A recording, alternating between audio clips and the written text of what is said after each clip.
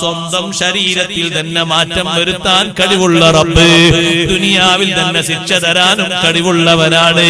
നമ്മുടെ രൂപം മാറ്റാനും കഴിവുള്ളവനാണ്. ഇതൊക്കെ ഓതിത്തരുമ്പോ അഷ്റഫുൽ ഖൽഖ് മുഹമ്മദുർ റസൂലുള്ളാഹി സ്വല്ലല്ലാഹു അലൈഹി വസല്ലം തങ്ങൾ അല്ലാഹുവിന്റെ ആയത്ത് ഓതി കൊടുക്കുമ്പോ പലരും നബി തങ്ങളെ പരിഹസിക്കുകയാണ്. ചിലര് പറയുന്നു അതൊരു പാട്ട് പാടുകയാണ്, കവിത ചൊല്ലുകയാണ്, ജ്യോത്സ്യന്മാര് ഓതിക്കൊടുത്ത വർത്തമാനങ്ങൾ പറയുകയാണ്. അവിടെയാണ് അല്ലാഹുവിന്റെ മറുപടി, വമാ അല്ലംനാഹു ശിഅറ വമാ യൻബഗി ലഹു ഇൻ ഹുവ ഇല്ലാ ദിക്റുൻ വഖുർആനും മുബീൻ.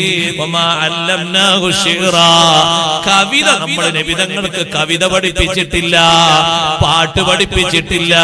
വമാ യൻബഗി ലഹു, പാട്ട് പാടിയിട്ട് ജനങ്ങളെ സ്വാധീനിക്കേണ്ട ആവശ്യം മുത്തുനബി തങ്ങൾക്കില്ല. പിന്നെ ഈ ഓതിക്കൊടുക്കുന്നത് എന്താണ്? ഇൻ ഹുവ ഇല്ലാ ദിക്റുൻ വഖുർആനും മുബീൻ, അത് വ്യക്തമായ ഖുർആനാണ്, അല്ലാഹുവിങ്കൽ നിന്നുള്ള ഉത്ബോധനമാണ്, ഒരിക്കലും അത് പാട്ടല്ല. എന്തേ അതിനെ സംബന്ധിച്ച് പലരും പാട്ടെന്ന് പറയാൻ കാരണം മനുഷ്യനിൽ സ്വാധീനിക്കുന്ന ഒന്നാണല്ലോ പാട്ട്, മനുഷ്യനെ സ്വാധീനിക്കുന്ന ഒന്നാണ് കവിത.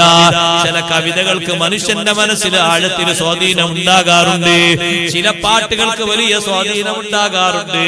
അപ്പൊ ഖുർആൻ കേട്ടിട്ട് ഓരോരുത്തരും നിബിധങ്ങളെ സ്വീകരിക്കുമ്പോ പലരും പറഞ്ഞു പാട്ട് പാടിയിട്ട് സ്വീകരിക്കാണ്, കവിത ചൊല്ലിയിട്ട് ആളെ കൂട്ടാണ്.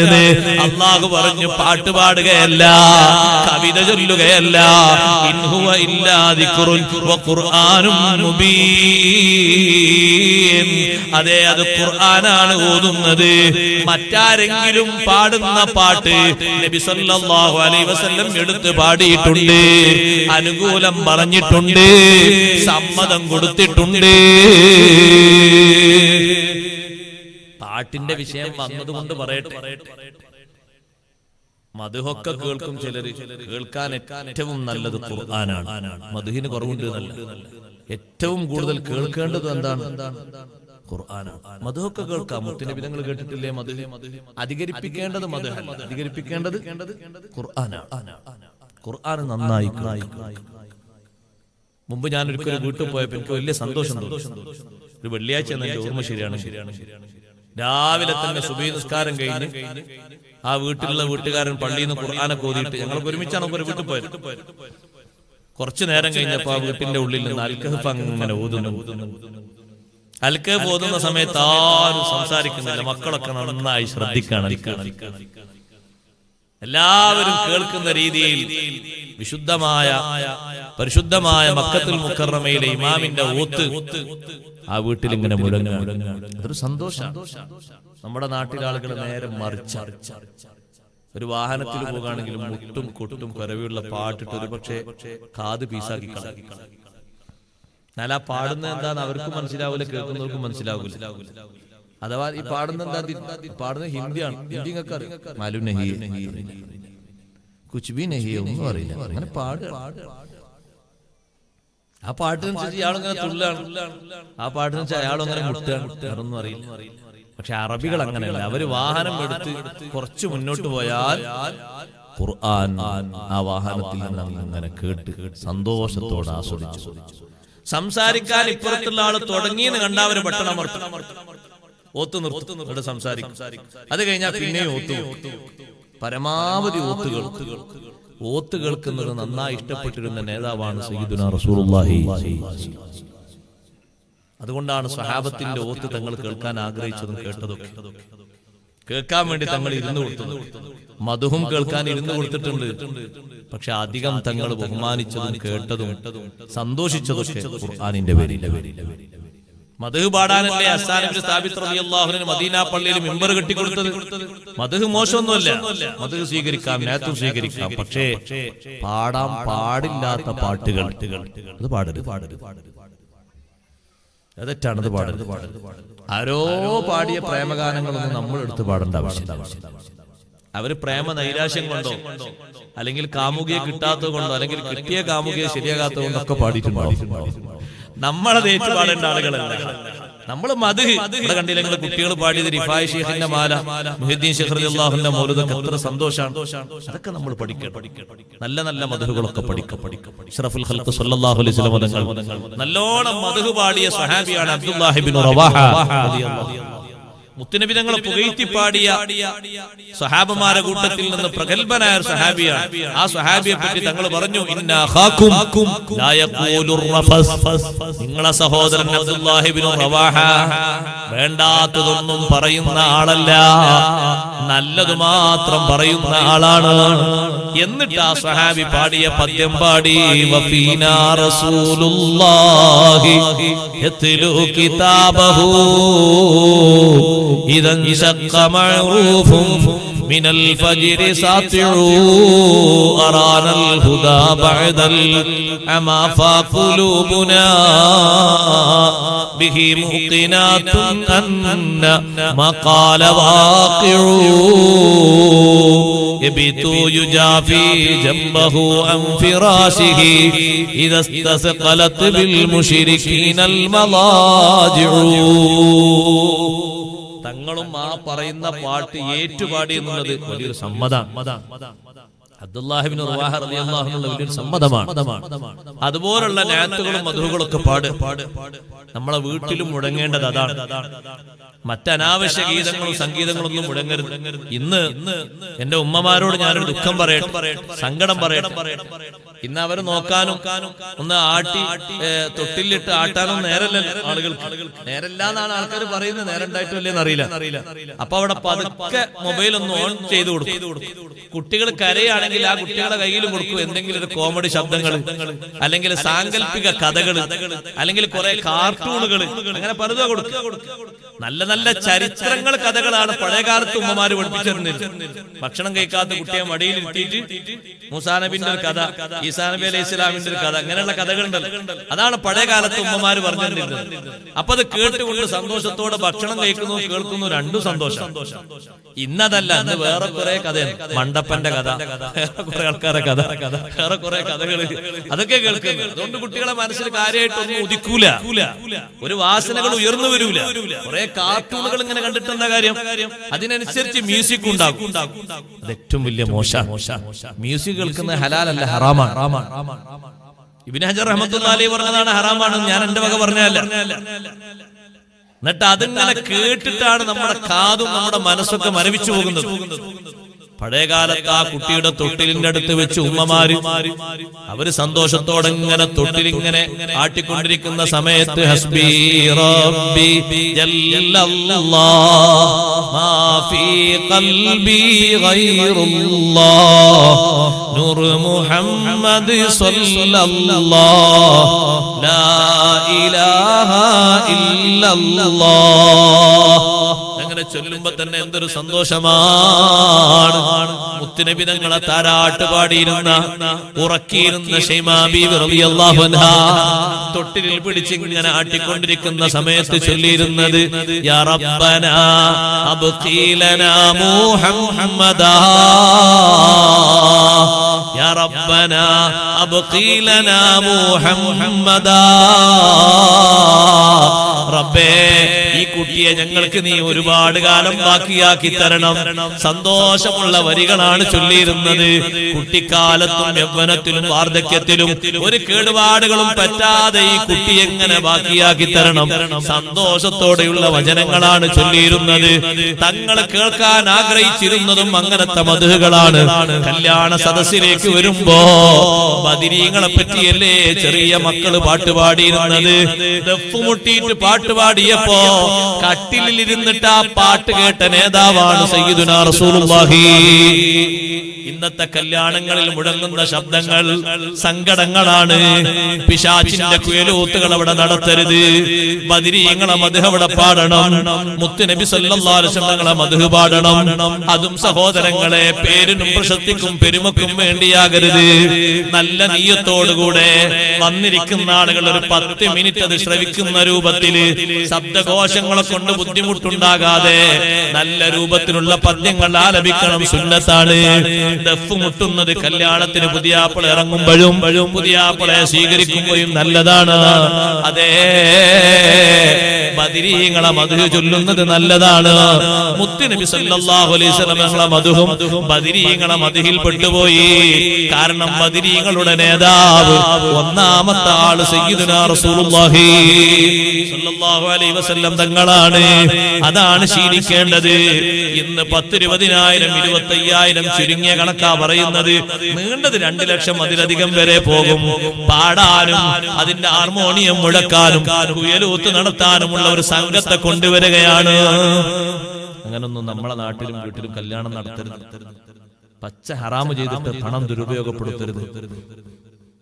അതെന്തൊക്കെ ചെയ്താലും ഏതെങ്കിലും ഉസ്താദ് സംസാരിച്ചാൽ ഏതെങ്കിലും ഉസ്താദ് കല്യാണത്തിൽ വരാതിരുന്നാൽ അത് മാത്രമേ സംസാരമാകുള്ളൂ. അവിടെ എന്താ മുട്ടിയത് മുഴങ്ങിയത് അതൊന്നും നോട്ടുണ്ടാവൂല. അങ്ങനെയാണ്. ഞാനൊരു സ്ഥലത്ത് കല്യാണത്തിന് പോയി. വളരെ സ്നേഹത്തോടെ വിളിച്ചിട്ടാ പോയത്. കുറെ ദൂരം താണ്ടി വന്നു. പോയി നോക്കുമ്പോ ഒരു സാധനം ഇങ്ങനെ മുടങ്ങുന്നു. ഒരാളിങ്ങനെ അതിനനുസരിച്ച് അപ്പുറത്ത് ഇങ്ങനെ പാട്ട് വരുന്നു. ഇപ്പുറത്തൊരു കൊട്ട്, ഇപ്പുറത്ത് ഇങ്ങനെ ഒരു പലക വെച്ചിട്ട് ഒരാളിങ്ങനെ പാടുന്നുണ്ട്. എന്തൊക്കെയോ പാട്ടുകൾ. അല്ലാ, കേട്ടാ തന്നെ നാണം വന്നു. ഞാൻ അദ്ദേഹത്തോട് പറഞ്ഞു, ഭക്ഷണം എനിക്ക് വേണ്ട, ഞാൻ പോകാൻ. ഞാൻ വന്നല്ലോ, നിങ്ങളെ ക്ഷണം സ്വീകരിച്ചുള്ളൂ, അസ്സലാമു അലൈക്കും. അല്ലെങ്കിൽ ഇപ്പൊ അതെടുത്ത് മാറ്റും. ഇനി ഇവിടെ പാടാനും നിങ്ങളെ അറിവില്ലായ്മ കൊണ്ട് സംഭവിച്ചാണെങ്കിൽ അല്ലാഹ് മാപ്പാക്കി തരുന്നത് പറ്റില്ല. എത്ര പൈസ കൊടുത്തു, എത്ര പണം കൊടുത്തു. അപ്പൊ പലരും പറയുന്നത് എന്റെ ആഗ്രഹം കൊണ്ടല്ല, എളാപ്പാന്റെ ആഗ്രഹം. എളാപ്പാന്റെ മോളാത് ഇയാളെ മോളെ കെട്ടിക്കുന്ന ഇയാളെ മോനെ. ആരെങ്കിലും ആഗ്രഹമൊക്കെ നടപ്പാക്കേണ്ടത് നമ്മളെ കല്യാണം ആണോ? ആരെങ്കിലും ആഗ്രഹങ്ങൾ നാട്ടിൽ ആരെങ്കിലും ഒക്കെ പറയുന്നത് ചെലവാക്കുള്ളതാണോ കല്യാണം കാര്യങ്ങളൊക്കെ? എന്നിട്ട് എന്തെല്ലാം പേക്കുത്തരങ്ങളാണ്, അനാവശ്യങ്ങൾ. എന്റെ തൊട്ടടുത്ത് വീടിന്റെ തൊട്ടടുത്ത് പറമ്പുള്ള ഒരാളുണ്ട്. അയാൾ ഇപ്പൊ അടുത്ത് വന്നിട്ട് എന്നോട് പറഞ്ഞു കല്യാണത്തിന് വരണം. എല്ലാരും വീട്ടിലൊക്കെ വിളിച്ചു. അപ്പൊ വീടിന്റെ അടുത്ത് താമസിക്കുന്ന ആളെ അയൽവാസിയല്ലേ. പറമ്പ് അവിടെ ഉള്ളൂ, വീടൊന്നുമില്ല. എന്നാലും ഇടക്കിടക്ക് ആ പറമ്പിലേക്ക് അദ്ദേഹം വരും, തോട്ടത്തിലേക്ക് വരും. ഞാൻ കല്യാണത്തിന് പോകണം എന്നൊക്കെ ഇങ്ങനെ കരുതി നിശ്ചയിച്ച് വീട്ടിൽ നിന്ന് ഉമ്മയും പറഞ്ഞൊക്കെ പോകണം. പരിപാടി കഴിഞ്ഞ് രാത്രി അയാളെ വീട്ടുമുറ്റത്തോടെ ഇങ്ങനെ പോകുന്ന സമയത്ത് സുബ്ഹാനല്ലാഹ് 12 മണിക്ക് മലക്കുകളെ പോലും ഉറങ്ങാൻ പറ്റില്ല. ആ ജാതി ശബ്ദത്തിലാണ് സ്റ്റേജൊക്കെ കെട്ടിയിട്ട് കൊട്ടും കൊരവയും. പിന്നെ കല്യാണത്തിന് പോണ പാടിക്ക് ചവിട്ടാൻ പാടില്ല. കല്യാണം ഒരു സുന്നത്തിന്റെ പേരിൽ എന്തിനാ 10-20 ഹറാമൊന്നായിട്ട് ഉണ്ടാക്കി തീർക്കുന്നത്? കല്യാണം കഴിക്കാന്നൂടെ? എന്നെക്കാലം മെച്ചതായിരിക്കും, അവനെ കുറ്റം കിട്ടൂല. പിന്നെ അവിടെ എല്ലാ സ്ഥലത്തും നടന്ന് വീട് മൊത്തം കറങ്ങാൻ ഒരാൾക്ക് പറഞ്ഞു. ഫോട്ടോഗ്രാഫർ അയാളേതാ?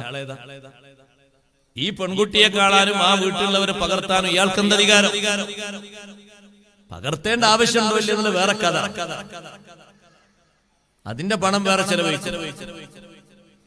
പിന്നെ ഇയാൾ എല്ലാ സ്ഥലത്തും കറങ്ങുന്നു, ആർക്കും ഒരു പ്രശ്നമില്ല.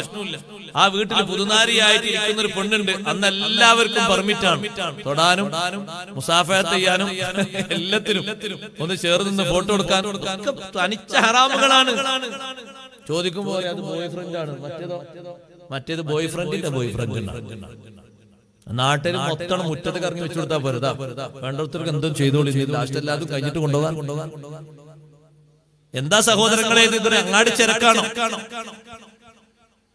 ഒരൊറ്റ ഹറാമിലും നമ്മുടെ കല്യാണത്തിന് സാക്ഷിയാകരുത്. അതിന് പറ്റുകയാണെങ്കിൽ നടത്തിയാൽ മതി. കൂട്ടത്തിൽ ഞാൻ പറഞ്ഞതാണ്, അവിടെ ഇങ്ങനെ ഗാനമേളയും മറ്റും ഉണ്ടാക്കിയിട്ട് ശബ്ദഘോഷം ഉണ്ടാക്കിയിട്ട് ഹറാമ് സൃഷ്ടിക്കരുത്. അള്ളാഹുവും അവന്റെ ഹബീബ് സല്ലല്ലാഹു അലൈഹി വസല്ലം ഇഷ്ടപ്പെടുന്ന രീതിയിലുള്ള മദ്ഹുകൾ അവിടെ ചൊല്ലണം. ഇസ്ലാം സാംസ്കൃതിക താല്പര്യത്തിന്റെ മതമാണെന്ന് വിമർശിക്കരുത്. ആവശ്യമുള്ള സുഖങ്ങളൊക്കെ ഇസ്ലാം അനുവദിച്ചിട്ടുണ്ട്. പരിധിക്കുള്ളിൽ നിന്നുകൊണ്ട് പാട്ടുപാടാം, നല്ലതാകണം. മദ്ഹ് പാടാം, നല്ലതാകണം. മുട്ടണോ ദഫ് മുട്ടാം. ആട്ടുമുട്ടുകളൊക്കെ ആളുകൾക്ക് ശല്യമാണ്. ഒരാളെയും ശല്യപ്പെടുത്താൻ പാടില്ല. പടക്കം പൊട്ടിച്ചിട്ട് ആരോ ജയിച്ചതിന്റെ പേരിലോ തോറ്റതിന്റെ പേരിലോ ഒരാളെ ഉറക്കം കെടുത്തിയാൽ, തൊട്ടിലിൽ കിടക്കുന്ന ഒരു കുട്ടിയുടെ ഉറക്കം കെട്ടുപോയാൽ, പ്രായാധിക്യമുള്ളൊരു വാപ്പാന്റെയോ ഉമ്മാന്റെയോ ഉറക്കുണർന്നു പോയാൽ ആ പേരിൽ അല്ലാഹു തആല അവനൊരു ശിക്ഷ രേഖപ്പെടുത്തും. ഒരാളെയും ഉറക്കം കെടുത്താൻ പറ്റൂല. അത് രാത്രി 2 മണിക്കാണ് ജയിച്ച വിവരം അറിഞ്ഞിട്ട് ഒന്ന് പൊട്ടിച്ചു എന്ന് കരുതിക്കോളൂ. ആ ഇടങ്ങേറിന്റെ പേരിൽ അക്രമത്തിന്റെ ശിക്ഷ വാങ്ങണം മനുഷ്യ. ഒരാളെയും ശല്യപ്പെടുത്താൻ പാടില്ല, ഒരാൾക്ക് ഇടങ്ങേറുണ്ടാക്കാൻ പാടില്ല. ലാ ളററ വലാ ളിറാറ ഫിൽ ഇസ്ലാം. ഒരാൾക്കും ശല്യമാകുന്ന ഒന്നും ഇസ്ലാമിലില്ല. കല്യാണത്തിന്റെ അന്ന് രാത്രി അതിന്റെ തലേന്ന് പടക്കം പൊട്ടിച്ചിട്ട് എത്ര ആളുകൾക്കാണ് അതുകൊണ്ട് ഇടങ്ങേറ്. ഞെട്ടി ഉണരുകയാണ്, നിസ്കാരത്തിലുള്ളവരെ ഇടങ്ങേറാവുകയാണ്. കുട്ടിയെ തൊട്ടില് തൽക്കാലം ഉറക്കിയിട്ട് അടുക്കളയിൽ എന്തോ ജോലിക്ക് പോയ ഉമ്മ കരച്ചിൽ കേട്ട് വീണ്ടും തിരിച്ചു വരികയാണ്. പിന്നെ ആ കുട്ടി ഉറങ്ങുന്നില്ല. കുട്ടി ഞെട്ടി പേടിച്ചുണർന്നു പോയി. മണിക്കൂർ കണക്കിന് ഉറക്കം നഷ്ടപ്പെട്ട് ആ മാതാവ് കുട്ടിയെ ഉറക്കാൻ ബുദ്ധിമുട്ടുകയാണ്. മരുന്ന് കഴിച്ചിട്ട് ആശ്വാസത്തോടെ കിടന്നുറങ്ങിയ വൃദ്ധയായ മാതാവും പിതാവും ഉറക്കുണർന്നു പോയി. സുബഹി വരെ പിന്നെ അവർക്ക് ഉറക്കമില്ല. ഒരു സന്തോഷത്തിന്റെ പേരിൽ ഇങ്ങനെ ചെയ്യാവോ? പാടില്ല കേട്ടോ. ഇസ്ലാമിൽ അങ്ങനെ മറ്റൊരാളെ ഇടങ്ങേറാക്കുന്ന ഒരു സന്തോഷവുമില്ല.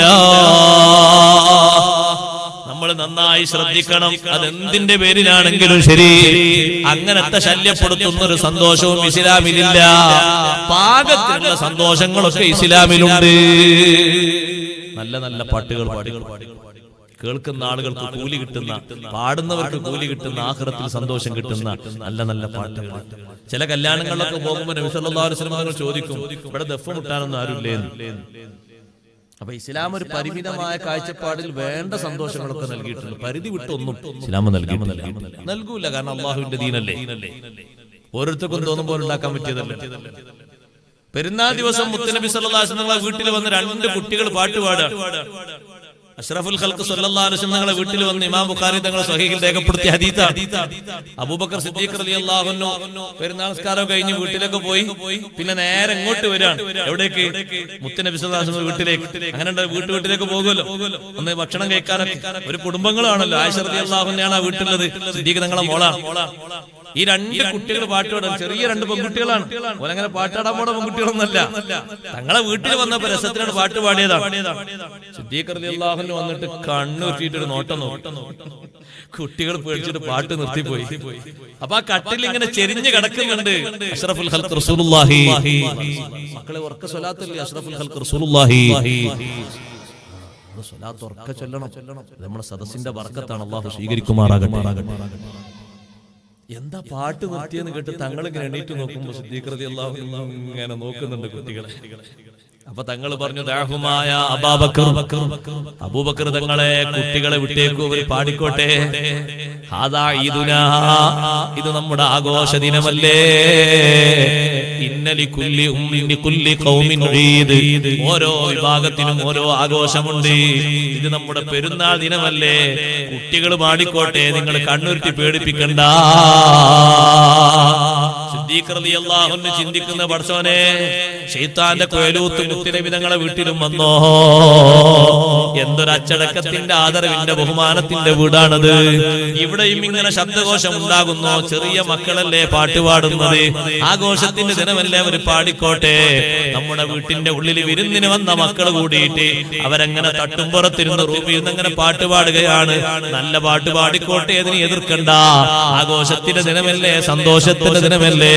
പാടാൻ പറ്റാത്ത വീട്ടിന്റെ ഉള്ളിലും പറ്റൂല, പുറത്തും പറ്റൂല, എവിടെയും പറ്റൂല. നല്ല പാട്ടുകൾ അവർ പാടിക്കോട്ടെ. ദുനിയാവിൽ ത്യാഗം തരുന്നത്, മഹാന്മാരെ അനുസ്മരിപ്പിക്കുന്നത്, അല്ലാഹുവിന്റെ റഹ്മത്ത് എണ്ണി പറയുന്നത്, ഖബറിനെ ഓർമ്മിപ്പിക്കുന്നത്, പരലോകത്തെ ഓർമ്മിപ്പിക്കുന്നത്, മുത്തുനബി തങ്ങളെ മദ്ഹായി പറയുന്നത്, മഹാന്മാരുടെ മദ്ഹിന്റെ ഗുണങ്ങൾ എണ്ണി പറയുന്നത്. ഇഷ്ടം പോലെ പാടിക്കോട്ടെ, സന്തോഷമാണ്. അല്ലാത്തത് വേണ്ട, ഭാഗത്തിനുള്ളത് മതി. അതിലപ്പുറം വേണ്ട. അല്ലാഹു തആലാന്റെ ഹിസാബ് നമ്മൾ മറക്കരുത്. ഞാൻ എന്റെ പൈസ കൊണ്ടല്ലേ ഞാനത് ചെയ്യുന്നത്, മൊയ്ലിയാർ ആരാത് പറയാനൊന്നും ചോദിക്കണ്ട. മൊയ്ലിയാർ പറയുന്ന ദീനാണ്, മഹാന്മാര് പഠിപ്പിച്ചതനുസരിച്ച്. ഇതിൽ മാറ്റമൊന്നുമില്ല. സ്വീകരിച്ചാൽ സ്വീകരിച്ചവർക്ക് കാര്യം, അല്ലാത്തവർക്ക് സ്വീകരിക്കേണ്ട, അത്രയേ ഉള്ളൂ. നമ്മുടെ വിഷയം ഓർമ്മപ്പെടുത്തി.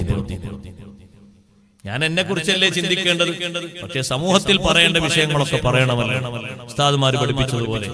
അതുകൊണ്ട് ഖുർആനെ പറ്റി ഒരു പാട്ടാണെന്ന് പറഞ്ഞപ്പോ അല്ലാഹു തആല പറഞ്ഞത് പാട്ടല്ല, ഖുർആൻ അല്ലാഹുവിന്റെ ദിക്റാണ്.